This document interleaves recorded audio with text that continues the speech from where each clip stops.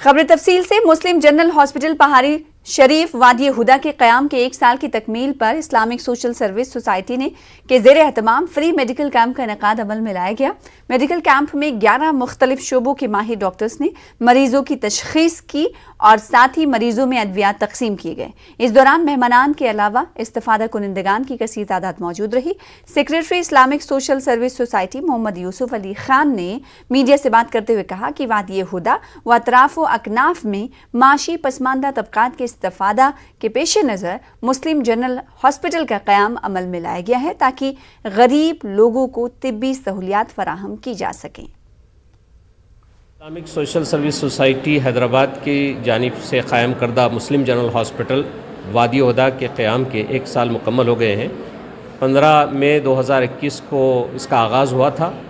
अब 15 मई 2022 को 1 साल की तकमील के मौके पर हमने यहाँ पर एक बड़ा मेगा मेडिकल कैंप रखा है जिसमें 11 से ज़्यादा शोबे के डॉक्टर्स आज यहाँ पर फ्री कंसल्टेशन दे रहे हैं। पिछले 1 साल के सफ़र के दौरान इस दवाखाने के अंदर एक पैथोलॉजिकल लैब जो 24 घंटे काम कर रही है, इसके अलावा फार्मेसी कायम किया हमने जो 24 घंटे यहाँ पर काम करती है। इसके अलावा स्कैनिंग मशीन है जिसमें स्कैन किया जाता है और 2D इको की फैसिलिटी है और यहाँ पर एक्सरे मशीन भी आ गया है और करीब जो है उसका इंस्टॉलेशन भी होगा। इसके अलावा हमारे पास एक बेहतरीन असरी आलात से आरास्ता ICU फैसिलिटी है जिसमें 8 बेडेड है और फिर ऑपरेशन थिएटर है, मॉड्यूलर ऑपरेशन थिएटर है, तमाम असरी सहूलियात से आरास्ता है। और हमने यहाँ पर इस पिछले 1 साल के सफ़र के दौरान में मैटरनिटी सेक्स डिपार्टमेंट यहाँ पर क़ायम किया। गायनेकोलॉजी डॉक्टर्स यहाँ पर हमारे पास मौजूद हैं। पीडियाट्रिक बच्चों के डॉक्टर जो है माहिरीन अतफ़ाल जो है वो हमारे पास रोज़ाना आते हैं। इसके अलावा हमारे पास कार्डियोलॉजी डिपार्टमेंट, पल्मोलॉजी डिपार्टमेंट ये भी हमने यहाँ पर क़ायम किया है। डायबिटीज़ डॉक्टर यहाँ पर आते हैं, ENT डॉक्टर आते हैं यहाँ पर। ऑर्थोपेडिक डिपार्टमेंट हमारे पास कायम है, फिजियोथेरेपी डिपार्टमेंट हमारे पास इस दवाखाने में कायम है। इंशाल्लाह और भी जो फैसिलिटीज़ है मुस्तक़बिल में हम यहाँ पर फराहम करेंगे। इस मेडिकल कैंप में फ्री कंसल्टेशन 11 से ज़्यादा डिपार्टमेंट्स जिसमें आई और ENT और फिजियोथेरेपी और डेंटल भी शामिल है, ये सब यहाँ पर सर्विसेज दे रहे हैं। और इस मेडिकल कैंप में ख़ास तौर पर जो लैब टेस्ट 3000 रुपये के हैं वो 1200 रुपये में किए जा रहे हैं और इसके अलावा बुनियादी जो ज़रूरतें हैं दवाइयों की वो दवाई भी मुफ्त दी जा रही ताकि आवाम को ज़्यादा से ज़्यादा फ़ायदा पहुँचाया जा सके। हैदराबाद के इलाके सनत नगर में रियासती वजीर टी श्रीनिवास के हाथों 310 डबल बेडरूम मकानात का इफ्तिताह हुआ। रियासती हुकूमत ने शहर हैदराबाद को स्लम इलाकों से पाक करने के मकसद से 111 मकानात पर 1 लाख से ज़्यादा डबल बेडरूम मकानात तामीर करने का मंसूबा बनाया है। अब तक 70% से ज़्यादा मकानात की तामीर मुकम्मल हो चुकी है। सनत नगर में 27 करोड़ रुपयों की लागत से सैकड़ों मकानात तामीर किए गए हैं। आज इन मकानात को बेघर खानदानों में तकसीम किया गया। रियासती वजीर ने कहा कि TRS हुकूमत ने आवाम से जो वादा किया था वो पूरा किया है।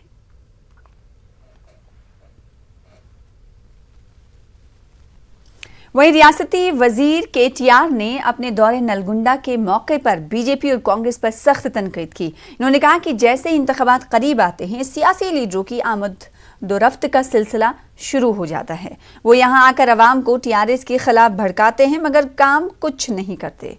KTR ने ऐसे लीडरों की बातों में न आने की अवाम से अपील की है। KTR ने मजीद कहा कि तेलंगाना की तरक्की TRS पार्टी के जरिए ही मुमकिन है। इन्होंने कहा कि अभी तक ना तो कांग्रेस पार्टी ने कुछ किया है। 7 సార్లు ఛాన్సులు ఇచ్చిరు, ఒకటి కాదు. మరి ఏం ఉద్ధరించిండ్రో నేను అడుగుతా ఉన్నా.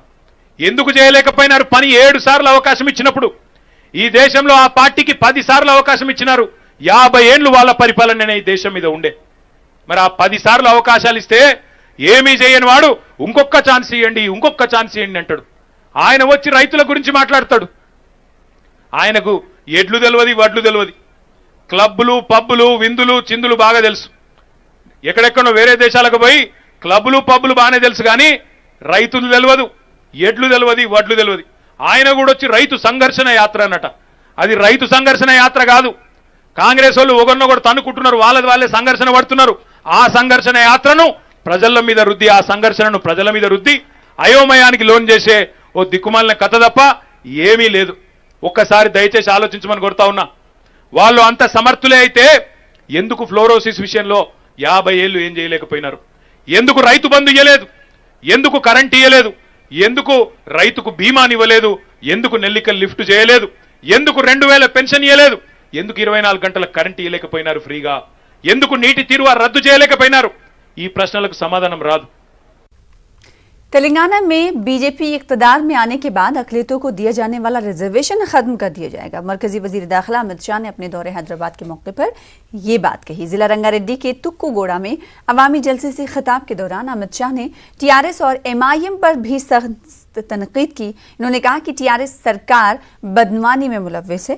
ऐसी सरकार को इक्तदार से बेदखल करने का वक्त आ गया है।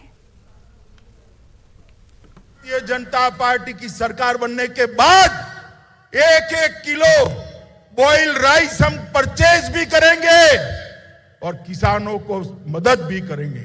इसके साथ साथ जो धर्म के आधार पर माइनॉरिटी का रिजर्वेशन करा है, जिसके कारण एससी, एसटी और ओबीसी के रिजर्वेशन में कटौती आपने की है, हम माइनॉरिटी के रिजर्वेशन को समाप्त कर एससी, एसटी और ओबीसी के रिजर्वेशन को बढ़ा देंगे।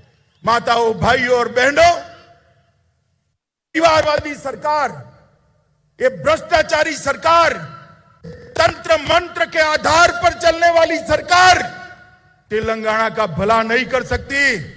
केसीआर ने पूरे राज्य को कर्ज में डुबा कर रखा है और कहते हैं कि हमें और कर्जा चाहिए। क्यों भाई? बेटे बेटी की भलाई के लिए न जाने कितने स्कैम आपने किए हैं, मगर आपका पेट अभी भी नहीं भरता है। मित्रों, मैं आपको बताने आया हूं, तेलंगाना सरकार ने ढेर सारी केंद्रीय योजनाओं को इंप्लीमेंट नहीं किया है। मोदी जी ने देश के 60 करोड़ गरीबों के लिए आयुष्मान भारत योजना की है, मगर तेलंगाना राज्य उसका 100% अमल नहीं करता है। मुझे बताओ, तेलंगाना राष्ट्र के आदिवासी, गरीब, बैकवर्ड क्लास के लोगों को 5 लाख तक का आयुष्मान भारत का स्वास्थ्य का फायदा मिलना चाहिए या नहीं मिलना चाहिए? जोर से बोलो। ये रोक कर बैठे। ये टीआरएस की सरकार का निशान क्या है? गाड़ी है ना? गाड़ी है या नहीं है? मोटर है या नहीं है? अरे समझ रहे हो या नहीं समझ रहे हो? है ना? गाड़ी का स्टीयरिंग मालिक के हाथ में होता है या ड्राइवर के हाथ में होता है ना? हाँ या ना बोलो भाई, होता है ना? मगर ये टीआरएस की गाड़ी का स्टीयरिंग ओवैसी के हाथ में है। आपको मंजूर है? आपको मंजूर है ऐसी सरकार? तो ये सरकार बदलने के लिए हमें संघर्ष यात्रा लेकर निकले हैं। मरकजी वजीर अमित शाह के दौरे तेलंगाना को टीआरएस लीडरों ने बकवास करार दिया है। रियासती वजीर टी श्रीनिवास यादव और प्रशांत रेड्डी ने कहा कि बीजेपी ने तेलंगाना के लिए कुछ नहीं किया है। रियासती वजीर ने मजीद कहा कि मरकजी हुकूमत ने बैरम स्टील फैक्ट्री देने का वादा किया था, वो भी नहीं दिया। रियासती वजीर श्रीनिवास यादव ने कहा कि टीआरएस पार्टी आज भी अगर मुल्क भर में इंतखाबात होते हैं तो बीजेपी का मुकाबला करने के लिए तैयार है। అన్ని రాష్ట్రాలకు తెలంగాణ రాష్ట్రానికి ఒక్క మెడికల్ కాలేజ్ ఇవ్వలే. ఎందుకు ఇవ్వలేదో సమాధానం చెప్పాలి. ఈ దేశంలో దాదాపు 87 నవోదయ పాఠశాలలు ఇచ్చినాం అన్ని రాష్ట్రాలకు. మా తెలంగాణకు ఒక్క నవోదయ పాఠశాల ఇవ్వలేదు. ఎందుకు ఇవ్వలేదో నువ్వు సమాధానం చెప్పాలి. బయ్యారం ఉక్కు ఫ్యాక్టరీ ఇస్తాను విభజన చట్టంలో రాసినావు, ఎందుకు ఇవ్వలేదో సమాధానం చెప్పాలి. గిరిజన యూనివర్సిటీస్ ఇస్తాను విభజన చట్టంలో చెప్పినావు, ఎందుకు ఇవ్వలేదో చెప్పాలి నువ్వు సమాధానం. సిగ్గు లేకుండా పెట్రోల్ డీజిల్ ధరల్ని 100-120 రూపాయలకు తీసుకుపోయినావు. సిగ్గుమానం ఉండాలి. ఈ దేశాన్ని పరిపాలిస్తున్నావు నువ్వు. నీ పెట్రోల్ ధరలు పెంచి ప్రతి దానికి ప్రతి వస్తువు ఇవాళ పప్పు ధర పెరిగిపోయింది, నూనె ధర పెరిగిపోయింది. ఇలా పేదోడు బతకలేకపోతున్నాడు. ఏం ఉద్ధరించడం అని చెప్పి దేశంలో ఇక్కడికి వచ్చి కేసీఆర్ గురించి మాట్లాడుతున్నావు. ఖబర్దార్ బిడ్డ, ఇంకా ఊకునేది లేదు. ఈ శ్రీనివాస్ యాదవ్ గారు కట్టించిన ఈ బండమైసమ్మ బస్తీలో ఈ 2 బెడ్రూమ్లే సాక్ష్యం. నీకు దమ్ముందా? నీ ముఖముందా? గుజరాత్లో కట్టినవా ఇటువంటి అమిత్ షా? చూపిస్తావాడన్న దేశంలో ఇటువంటి కట్టినవి. ఇవి చేత కాదు. పెద్ద పెద్ద మాటలు మాట్లాడి చేతనవుతుంది. అది తప్ప వాళ్ళకి ఏం చేత కాదు. ధరలు పెంచాలి, పెట్రోల్ డీజిల్ ధరలు పెంచాలి, మొత్తం దేశాన్ని అమ్మదొబ్బాలి, ఎల్ఐసి అమ్మాలి, రైల్వే స్టేషన్లు అమ్మాలి, ఎయిర్పోర్టులు అమ్మాలి. దేశంలో ఎలక్షన్లు పోదాం రెడీయా? మరి తెలుసుకుందామంటే తెలుసుకుందాం.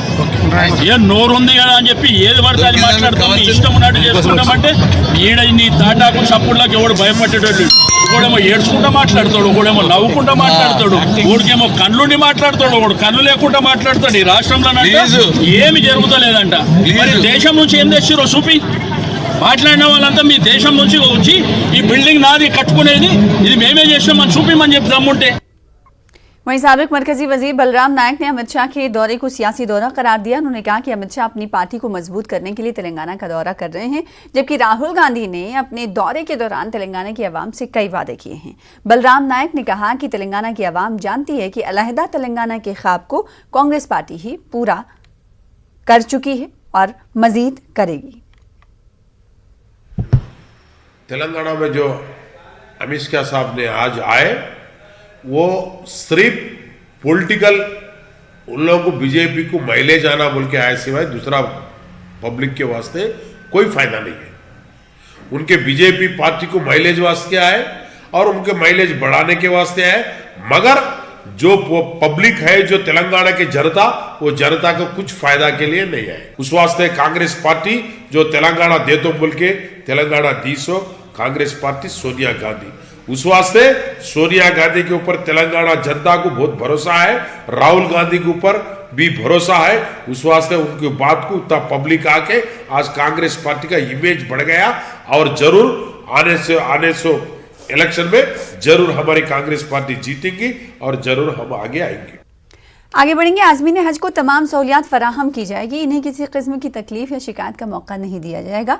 वजीर दाखिला मोहम्मद महमूद अली ने हज हाउस और उसके अहाते में ज़ेर तामीर वक्फ बोर्ड की इमारत का मुआयना करने के बाद ये बात कही। इन्होंने कहा कि हज सीज़न शुरू होने वाला है। आज़मीन की रवानगी के बाद हज हाउस के अहाते में ज़ेर तामीर इमारत के बकिया काम मुकम्मल कर लिए जाएंगे। इस मौके पर वक्फ बोर्ड के चेयरमैन मसीहुल्लाह खान और हज कमेटी के चेयरमैन मोहम्मद सलीम के अलावा दीगर मौजूद थे। महमूद साहब उमरी साहब की सरपरस्ती में जो कि स्ट्रक्चर हज हाउस के बिल्कुल बाजू जो कई दिनों से ये प्रॉपर्टी का काम नहीं हुआ था, खाली स्लैब्स थे, इसका स्ट्रक्चर रिपोर्ट के लिए महमूद साहब ने खासकर फायर डिपार्टमेंट को, क्योंकि अक्सर यहाँ बिल्डिंग खुली रहने से सेलार में पानी रह रहा है, तो इस वजह से साहब जो सो यहाँ पे फायर डिपार्टमेंट को बुलाकर पूरा पानी निकालने की इमीडिएट इंस्ट्रक्शंस दिए और इंशाल्लाह ताला 2 दिन में पानी यहाँ से पूरा निकल जाएगा और मुझे हाजियाँ यहाँ से जैसा चले जाएंगे। इसके बाद गवर्नमेंट से सब CM साहब से बैठ कर क्या मशवरा करके ये बिल्डिंग को क्या करना है, कैसा कमर्शियल में देना है या फिर रेजिडेंशियल में लेना है या हॉस्टल के लिए जो भी गवर्नमेंट पर्पज़ के लिए लेना है या ऑफिशियल यूज़ के लिए लेना है, वो गवर्नमेंट से फाइनलाइज करके इंशाल्लाह ताला जल्द से जल्द ये बिल्डिंग का काम मुकम्मल करेंगे। सबसे पहले हाजियों का जाने का किस तरह इंतज़ाम किया जाए, हमारे हज कमेटी के चेयरमैन साहब सलीम साहब ने पूरा मुकम्मल दौरा किया और यहाँ क्योंकि बिल्डिंग जो है हाजियों को भी ठहराया जाता है। इसी तरह हमारे बोर्ड के चेयरमैन मसीहुल्लाह साहब ने इस बिल्डिंग को बनाने के बारे में, क्योंकि बिल्डिंग बन के काफ़ी ज़माने से 7-8 साल से कंस्ट्रक्शन है, इसीलिए आर्मी डिपार्टमेंट, फायर डिपार्टमेंट, दूसरे डिपार्टमेंट को बुलाया गया ताकि इसके अंदर पानी इमीडिएट निकाला जाए। कल से फायर डिपार्टमेंट को इस बिल्डिंग का जो पानी है जमा है वो निकाल दिया जाएगा और पानी खास तौर से इधर बाजू में पार्क है, पार्क की वजह से पानी अंदर से लीकेज होकर आ रहा है, क्योंकि हम CHM से कमीशन करवाएंगे और उसके जो भी लीकेज है उसको बंद करने की हिदायत देंगे, क्योंकि ये बिल्डिंग को बनाना बहुत ज़रूरी है। इंशाल्लाह थोड़ा डिले ज़रूर हुआ और इंशाल्लाह जैसा हमारे हाजियाँ जाना शुरू करेंगे उसके बाद ये बिल्डिंग को मुकम्मल फास्ट तरीके से बनाया जाएगा। जिस तरीके से हमारे डिपार्टमेंट के लिए इस्तेमाल करने की गुंजाइश है वो करेंगे या जो भी हमारे CM साहब रिस्ट्रिक्शन देंगे, क्योंकि वक्त की प्रॉपर्टी है उसको कैसा डेवलप करना है तो ज़रूर किया जाएगा। Telangana state minority finance corporation की कारकर्दगी पिछले 6 सालों से ठप होकर रह गई। स्कीमात पर अमल आवरी की वजह से अदम अमल आवरी की वजह से एक बजट बताया जा रहा है कि इसकी वजह से ये तमाम चीज़ें देखने को मिल रही। वहीं दूसरी जानिब दलित बंधु स्कीम के तहत फ़ी खानदान 10 लाख रुपयों की इजराई अमल में लाई गई। कॉर्पोरेशन के ज़रिए तमाम computer centres, cutting and tailoring और रोजगार से मरबूत दिगर तरबेती कोर्सेज चलाए जाते हैं, ताहम वो सारी सरगर्मियां बजट ना होने की वजह से ठप होकर रह गई हैं। ऑल इंडिया सूफी काउंसिल के सदर मौलाना खैरुद्दीन कादरी ने बजट जारी करने का हुकूमत से मुतालबा किया है। 2014 से आज तक मुसलमानों के अहम मसाइल पर सिर्फ बुलंद बांग दावे करती आ रही है और जो अक़लियती इदारे हैं उन इदारों को मफलूज कर कर रख दिया गया है। वैसे ही माइनॉरिटी फाइनेंस कॉरपोरेशन जो पिछले 3 साल से बिल्कुल मफलूज होकर रह गया है, जिसकी कोई कारकर्दगी नहीं रही, जबकि हुकूमत तेलंगाना ये जानती है कि इस इदारे से मुसलमानों की भलाई का काम होता है। लेकिन अफसोस की बात है कि KCR मुसलमानों की हमदर्दी के दावे तो करते हैं, लेकिन जिन इदारों से मुसलमानों को फ़ायदा पहुंचता है उन इदारों की कारकर्दगी को ढप कर कर रख दिया गया है। अब जबकि 2023 करीब है, अब इलेक्शन करीब आ रहे हैं, तो ऐसी सूरत में KCR ने मुसलमानों को लुभाने के लिए एक चेयरमैन का तकर्रुर कर दिया, लेकिन उनके साथ कोई डायरेक्टर का जो ना इंतखाब नहीं हुआ। और अफसोस की बात यह है कि अभी तक माइनॉरिटी फाइनेंस कॉरपोरेशन के लिए कोई बजट जारी नहीं किया गया है। तो क्या हुकूमत तेलंगाना मुसलमानों को मुसलसल धोखा देने का तहिया कर चुकी है? क्या हुकूमत तेलंगाना मुसलमानों के जज्बात से खिलवाड़ कर रही है? लेकिन हुकूमत तेलंगाना को ये समझ लेना चाहिए कि मुसलमानों को अब तक बहुत धोखा देता जाता रहा है, लेकिन अब मुसलमान KCR के ऐसे खोखले वादों से मरूब होने वाले नहीं हैं। मैं हुकूमत तेलंगाना से पुरजोर मुतालबा करता हूँ कि माइनॉरिटी फाइनेंस कॉरपोरेशन को फौरी बजट जारी किया जाए। हुकूमत तेलंगाना के एलामिया के मुताबिक रियासत में मुख्तलिफ सरकारी महकमों में तकरीबन 80,000 आसामियाँ पुर की जा रही हैं। इन आसामियों में ग्रुप 1, 2, 3, 4 के अलावा इंजीनियरिंग और महकमा पुलिस में भी हज़ारों आसामियाँ शामिल हैं। इस हवाले से MS educational and welfare trust के तहत महकमे अक़लियती बहबूद के इश्तराक से मुफ्त कोचिंग का एहतमाम किया जा रहा है। इस ज़िम्न में MS एजुकेशन अकेडमी के मैनेजिंग डायरेक्टर मोहम्मद अनवर अहमद ने अपने इदारे की जानिब से अक़लियती तलबा को मुफ्त कोचिंग फराहम करने के प्रोग्राम के बारे में प्रेस को वाकिफ़ कराया। इन्होंने कहा कि सरकारी मुलाजिमतों में अक़लियती तबक़े की नुमाइंदगी बढ़ाने का ये सुनहरा मौका है। जैसे कि आप जानते हैं कि तेलंगाना गवर्नमेंट इस वक्त 80,000 से ज़ायद वैकेंसीज़ को अनाउंस की हुई है, जो मुख्तलिफ़ डिपार्टमेंट के लिए भर्तियां अमल में आने वाली हैं। हमारा एक नोटिफिकेशन आया हुआ है जो ग्रुप 1 सर्विसेज को और ग्रुप 2, ग्रुप 3 की तैयारी करने के लिए MS खिदमत इनिशिएटिव के तहत एक प्रोग्राम चलाया जा रहा है, जो फ्री कोचिंग हम लोग हमारे सेंटर्स पर रख रहे हैं, जो हैदराबाद में होंगे, जो मलकपेट और मेहदीपट्टनम पे होंगे, जहाँ पे लड़के और लड़कियों के लिए अलहदा सेंटर्स प्लान किए गए हैं। ये हमारा जो प्रोग्राम है, ये माइनॉरिटी वेलफेयर डिपार्टमेंट के साथ हम लोग कोलैबोरेट करके ये प्रोग्राम को चला रहे हैं, जिसमें माशाल्लाह AK खान साहब और शाहनवाज कासमी साहब वगैरह सब लोग इस काम को हमारे लिए गाइड कर रहे हैं। और ये प्रोग्राम हम लोग इसके साथ साथ जो बच्चे जो अजला से हैं, जो डिस्ट्रिक्टों से हैं, जो हैदराबाद नहीं आ सकते किसी वजह से, उनके लिए भी ऑनलाइन कोचिंग का प्रोग्राम रखा गया। फिलहाल इसी के साथ रुकेंगे छोटी सी ब्रेक के लिए। ब्रेक के बाद लौटेंगे आंध्र प्रदेश की अहम खबरों के साथ।